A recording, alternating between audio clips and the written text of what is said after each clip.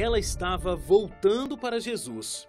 E eu sempre tive na minha cabeça que eu gostaria que os meus filhos, que os filhos que eu viesse a ter, tivessem a oportunidade de conhecer a Deus como eu tinha conhecido. A violência do esposo quase a impediu. E ele entrou e ele olhou dentro dos meus olhos e falou que se eu fosse na igreja mais uma vez, ele ia me matar de tanto que ele ia me bater. E aquilo para mim foi algo assustador, é pouco, sabe? Stephanie passou tudo por amor a Jesus. O momento em que eu senti que eu fui perdoada, para mim, foi um dos momentos mais importantes da minha vida, se não o mais importante. O Identidade está começando. Boa noite, no ar o Identidade Geral. Estamos juntos aqui de segunda a sexta-feira com lindas histórias emocionantes, principalmente porque mostra o cuidado de Deus, o carinho de Deus com todas as nossas necessidades, através das grandes histórias de superação, histórias de encontros que os nossos convidados aqui têm realmente com esse Deus dos detalhes e esse Deus tão cuidadoso. Então fica comigo porque hoje temos mais uma dessas histórias. E por falar nisso, a gente sabe como é essencial cuidar da nossa mente, para que seja possível ter uma vida equilibrada, né? E eu quero te ajudar oferecendo essa revista aqui, ó, Sentimentos, a Ciência do Existir, é o título da revista. É um material preparado pela neurocientista, a doutora Rosana Alves, mas é uma linguagem muito fácil, com temas super atuais, como por exemplo, a ansiedade, a depressão, a síndrome do pânico, traumas e aí muito mais, tá? São 8 lições, baseadas na ciência e com conselhos bíblicos. Que tal você fazer essa leitura, se ajudar e compartilhar com outras pessoas também?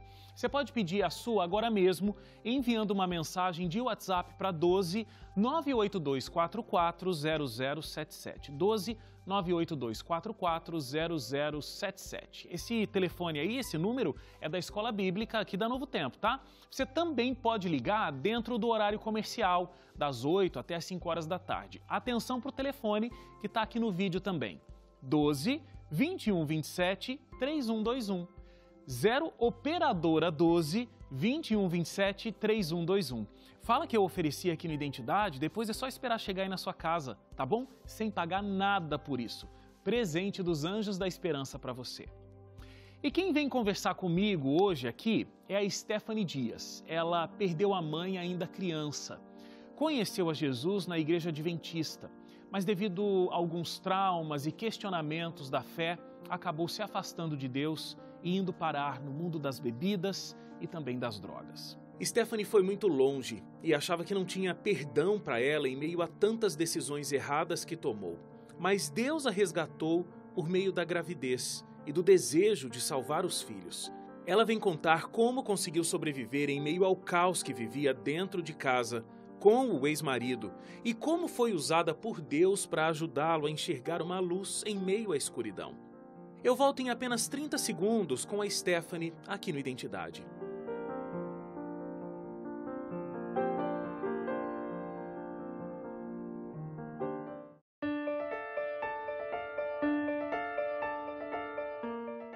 De volta aqui o Identidade, a Stephanie está aqui comigo. Olá, boa noite.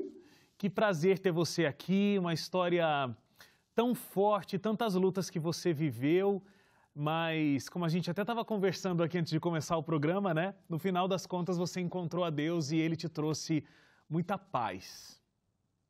É verdade. Eu, olhando aqui para a tua história, Stephanie, eu imagino que tudo começou talvez a desmoronar bastante na tua vida com a morte muito precoce da sua mãe, né? E você inclusive demorou muito tempo para aceitar que Deus tinha permitido que a sua mãe fosse embora. Sim, porque além da morte, né, em si, do luto em si, a sensação de abandono, né, foi algo que me pegou desprevenida. Eu tinha a mãe perfeita e já não tinha mais. Então eu demorei muito tempo para conseguir aceitar mesmo que pessoas vivem, que pessoas morrem, e que até mesmo a morte, ela faz parte do plano de Deus e ela é um ato também de misericórdia. Eu não entendia o que poderia representar na minha vida não ter a minha mãe. Então, isso foi algo que me devastou e eu demorei muito tempo para conseguir, vamos botar aí, superar e entender. Você tinha só 5 anos, inclusive, quando ela faleceu, né? Isso, tinha só 5 anos, e aí eu não fui criada pelo meu pai achou melhor me deixar com a mãe dele, minha avó e com a minha tia, porque tinham mais presença, poderiam estar comigo, me dar uma educação melhor, e elas fizeram, assim, tudo que podiam e o que não podiam.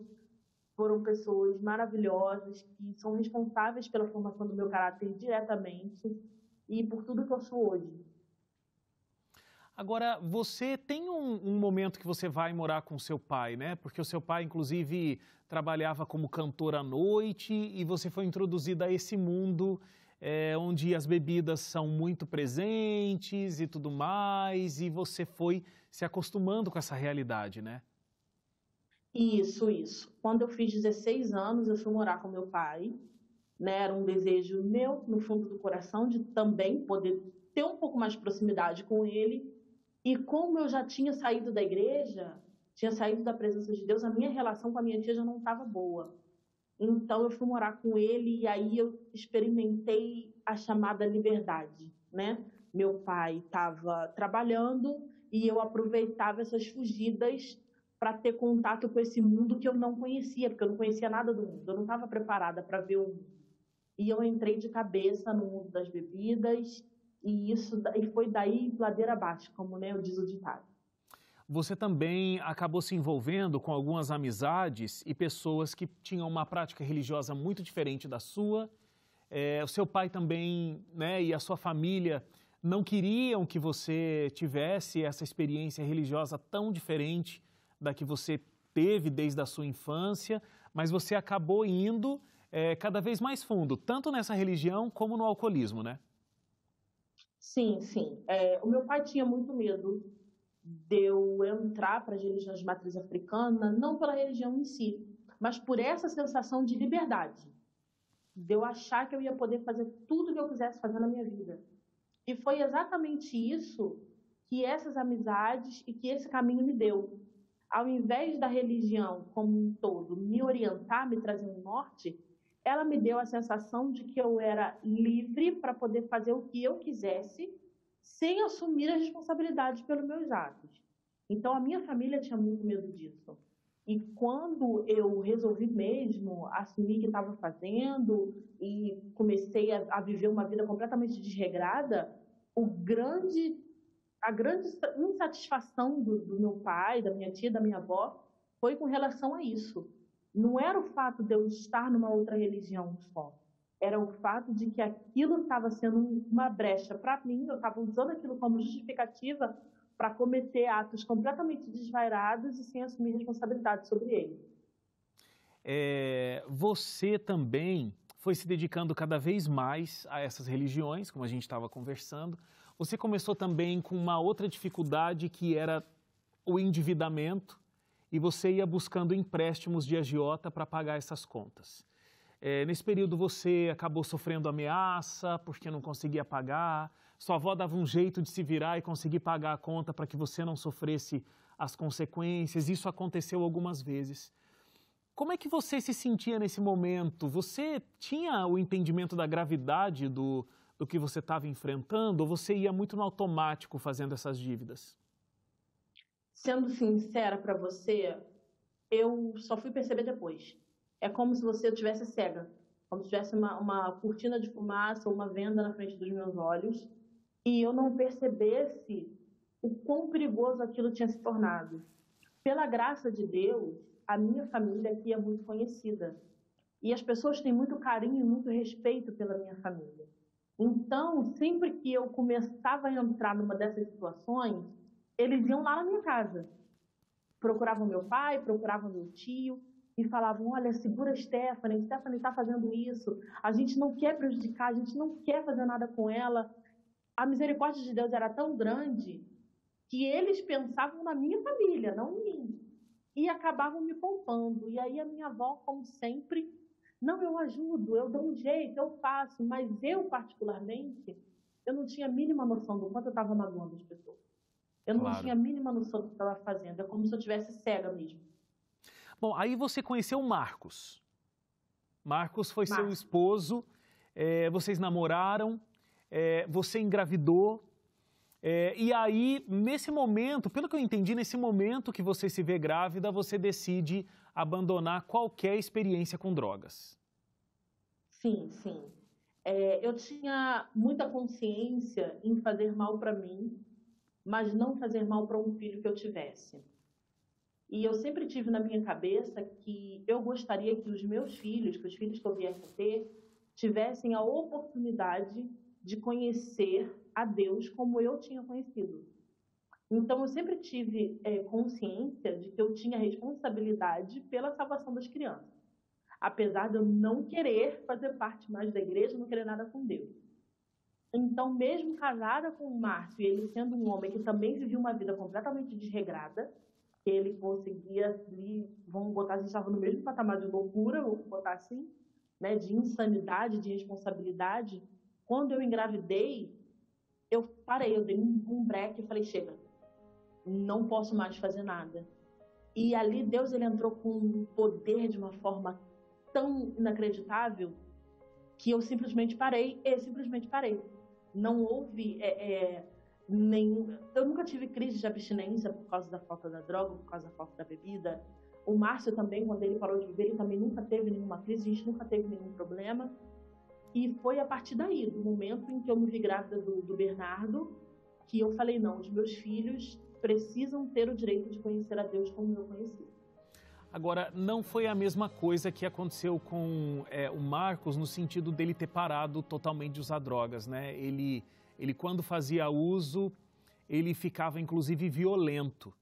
E você chegou a sofrer violência por parte dele em alguns momentos da sua vida, né? Sim, sim, porque foram processos diferentes, né? Para mim foi automático na hora, eu parei, para ele não. E a gente continuou vivendo nessa dualidade dentro de casa. Ele continuava usando droga, ele continuava bebendo e ele alucinava. Ele alucinava pelo efeito das drogas. E ele, às vezes, ele achava que tinha alguém dentro de casa, ele achava que tinha alguém andando aqui pelo quintal, correndo atrás da gente. Ele ouvia eu falar coisas que eu não tinha falado, ele via eu fazer gestos que eu não tinha feito e ele ficava violento. E já teve vezes de eu sair correndo e ir para a casa da minha avó dormir lá, porque eu tinha medo de dormir com ele em casa. Foi um período muito difícil mesmo, porque Bernardo era pequenininho, eu tinha muito medo do que ele poderia fazer comigo, ele estava tomando muita raiva de mim, porque eu já estava frequentando a igreja, então estava sendo um motivo para a gente poder entrar em choque, e com a carga da droga, tudo piora, né? Com certeza. Deixa eu fazer uma paradinha para o intervalo. Infelizmente, a gente ainda tem algumas memórias muito tristes e muito fortes para revisitar, mas a gente tem o seu lindo encontro com Deus também no próximo bloco. Então, Stephanie, só um minutinho, a gente já continua. Você aí de casa, continue ligado na nossa história de hoje. O intervalo é muito rápido e a gente volta já.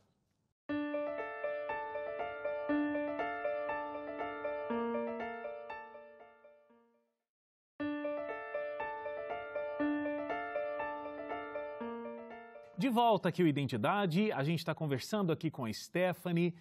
Stephanie, você estava me contando, né, de como ficou conturbado esse relacionamento, você tinha medo do que seu marido podia fazer com você quando ele estava com o uso das drogas, era muito violento, você estava voltando para a igreja e ele não aceitava isso. Tem um momento nesse período que ele realmente encontrou com você, os seus 2 filhos no colo, e aquilo te deu um desespero muito grande, né? Sim. Só de lembrar é muito difícil. Ele começou a ficar muito nervoso, começou a gritar comigo e começou a vir para cima de mim. A gente estava no meio da rua, na frente do portão da nossa casa. E tinha um amigo dele que estava com ele, que esse amigo entrou na frente e falou, calma, Márcia, por favor, que isso? E vai bater na menina no meio da rua, por causa de bobeira e tal. E eu entrei para dentro do portão com a Maria no colo. Eu acho que ele só não me bateu mesmo, porque ele viu que eu estava com a neném no colo, segurando o Bernardo pela mão. E eu falei, meu Deus, o que vai acontecer comigo agora quando ele entrar em casa? Porque eu já não tinha mais coragem de fugir daqui para a casa da minha avó. Apesar de ser muito perto, chega uma hora que a gente precisa enfrentar a situação. Não sei o que passou pela minha cabeça na hora. E ele entrou e ele olhou dentro dos meus olhos e falou que se eu fosse na igreja mais uma vez, ele ia me matar, de tanto que ele ia me bater. E aquilo para mim foi algo que... assustador é pouco, sabe? E o meu maior medo é que eles não iriam perceber o melhor que o pai deles tinha para oferecer, porque a droga encobria tudo isso. A bebida encobria tudo isso. Márcio era uma pessoa excelente. O problema é que a droga, ela transforma a pessoa. Me diz aí, o que você fez a partir dessa informação? Ele disse que se você voltasse para a igreja, ele iria te matar. A angústia, o medo te consumindo. O que você fez a partir desse momento? Chorei e orei. Pedi a Deus que me desse força. Eu sabia que a segunda-feira ia chegar, uma semana de oração, e eu queria estar lá de novo. Porque eu queria ouvir a mensagem que eu ouvi no sábado e que eu ouvi no domingo. Porque o sermão falava sobre o perdão, sobre o sangue de Jesus ter poder para perdoar pecados. E eu estava começando a deixar o Espírito Santo falar comigo. Eu estava voltando a acreditar que eu podia ser perdoada. E eu não podia perder aquele culto. Tinha algo dentro de mim que falava, você não pode perder esse culto. Mas, ao mesmo tempo, eu sabia que ele sóbrio, ele não era capaz nem de levantar a mão para um animal. Sóbrio, ele era uma pessoa dócil, uma pessoa maravilhosa. Mas se ele tivesse feito uso de alguma substância, ele poderia e iria sim cumprir o que ele falou. E aí chegou a segunda-feira. Chegou a segunda-feira, chegou a hora de ir para a igreja, e eu tomei coragem vinda dos céus, me arrumei e arrumei as crianças para sair.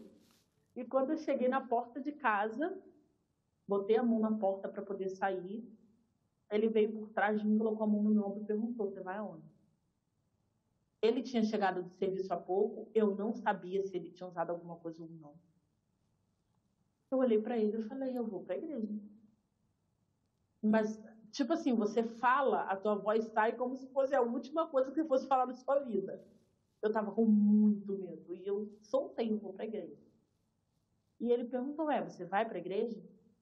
Falei, vou sim. Eu achei que meu casamento iria acabar ali. Mas ele olhou para mim, falou, tá bom, vou com você. Quero saber que igreja é essa. É o quê? Exatamente. Verdade! E aí, como é que foi lá? A gente pegou a única camisa decente que ele tinha, a única calça jeans, ele vestiu e foi. E ele foi a semana toda, até sexta-feira, todos os dias. Que bênção. Teve uma chuva danada, mas choveu que alagou rua, e a gente foi debaixo de chuva com criança, sem sombrinha, a gente foi todos os dias. Quando chegou na sexta-feira, eu decidi no meu coração que eu iria voltar para Jesus e não falei nada com ele. Eu simplesmente aceitei um apelo, orei a Jesus e falei, Senhor, eu preciso voltar para Ti, eu preciso Te aceitar, eu preciso viver aquilo que eu mesmo me pedi de viver ao longo desse tempo todo. Ele me perguntou o que precisava fazer para ser batizado naquela igreja. Amém. E como foi o caminho a partir daí? Vocês, começaram a estudar a Bíblia, mas como foi para ele ter que deixar esse universo das drogas de vez? Eu tive muito medo. Eu tive medo por ele. Uhum. Eu não sabia como ia ser. Eu só não tinha percebido uma coisa, que desde a segunda-feira que ele foi na igreja, ele não tinha mais usado droga, nem tinha bebido. Já tinha passado uma semana.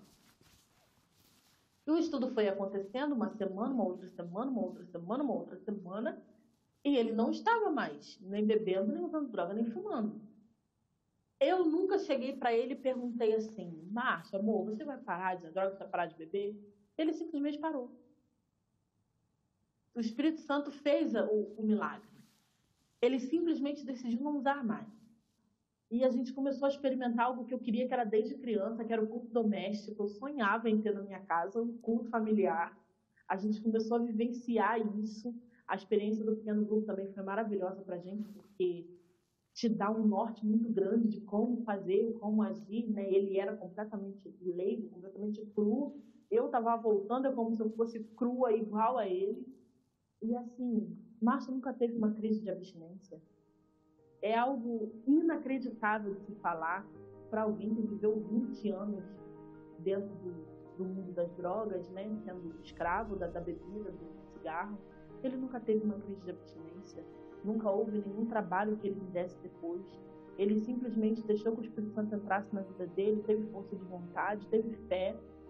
E ele simplesmente parou, e eu só fui perceber semanas depois. Eu falei, nossa, entra final de semana, sai final de semana, e tá tudo bem, a gente tá vivendo em paz. Uau! Bom, mas só que aí, no decorrer da vida, vocês acabaram realmente se separando. Ele estava novamente assim, se reconciliando com Deus, depois de algumas quedas, mas ele acabou sofrendo um acidente, né, que tirou a vida dele, mas você sim seguiu firme no seu caminho de fé, seguiu no seu caminho com Deus, criando seus filhos.